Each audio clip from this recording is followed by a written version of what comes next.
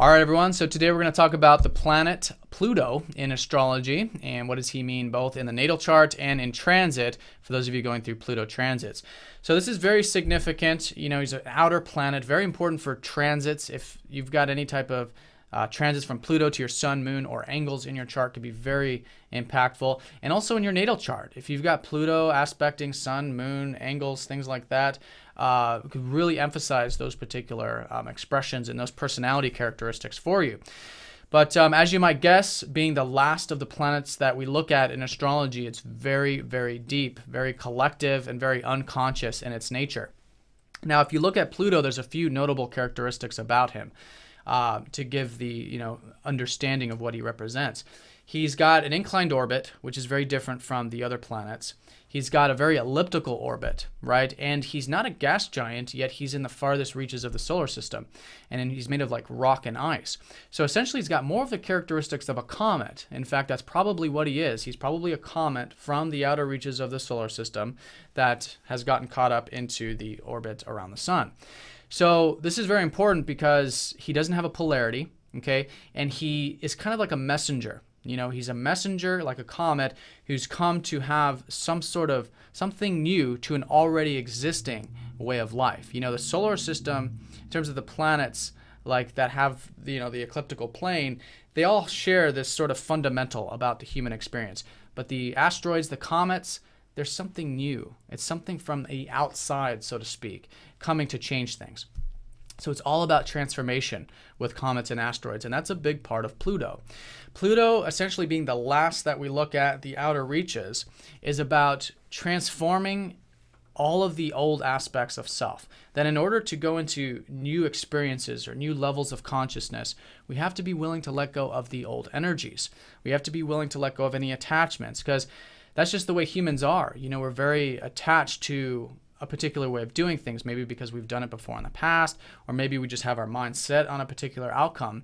But the biggest key with Pluto is that we have to be willing to let go of any ways of thinking about certain things, to let go of any type of old habit patterns or emotional attachments or fears, because usually attachments come from as a result from fear, right? So it shows us where we have that really deep instinctual attachment.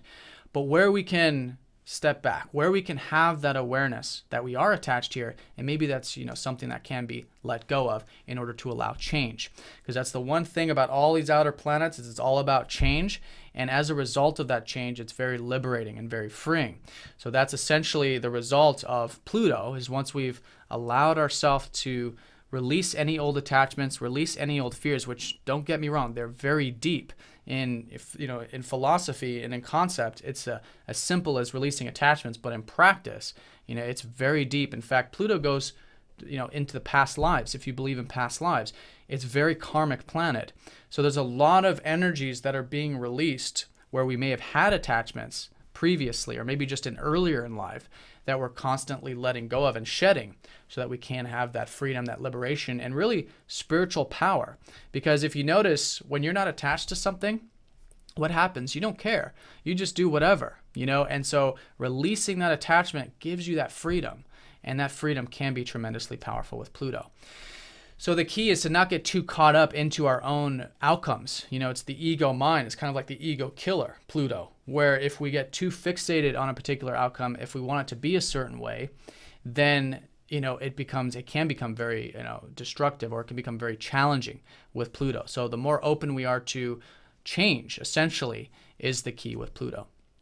So let's go ahead and look at this as an example. Let's say someone had Pluto in the third house. So the third house is about communication, it's about socializing, and it's about learning. So basically anything that's synergy in life. So these individuals perhaps do take very seriously these aspects of life, but there is some sort of attachment, or there's some sort of wanting things to be a certain way in that area, or maybe there's fears around those particular areas of life, the communicative aspects. So the key for this individual is to be aware of this, first of all, and to allow things to change in ways that they would never imagine. And so the more non-attached they are to that area, right, and allow any old fears to be released, then the transformations can occur very smoothly. And in fact, with Pluto, it's always a constant transformation. So it's good to have that awareness and to be willing to change and be willing to continuously evolve in that particular area in order to have that liberation freedom, which always will result by taking these steps, progressively through time. So that's the area of life. You can do that for any area. And then the sign characteristic would show how the person transforms in that Plutonic way. So let's say, for example, Pluto in Sagittarius. These individuals would have this way of transforming that is through philosophy. They have this worldview, very deep worldview, in fact. And so they have that wisdom. And so their approach to transformation is through philosophy, is through wisdom, is through, understanding more about the, what's possible in life. And so their approach to it, to transformation is in that more overarching perspective, which is Sagittarius. So you can see the sign placement is more collective because everyone born around that same time period is going to have that Pluto in Sagittarius, because Pluto moves very slowly. But that's the way in which that generation or those group of people will transform in each of those specific areas of life. Because the area of life is very unique. Someone might have it in their 5th house, someone might have it in their 12th house or whatever. So it's, very unique in house placement, but in sign very collective. All right, so hopefully that gives you guys some general energy about what Pluto represents. And in transit, it's just temporary.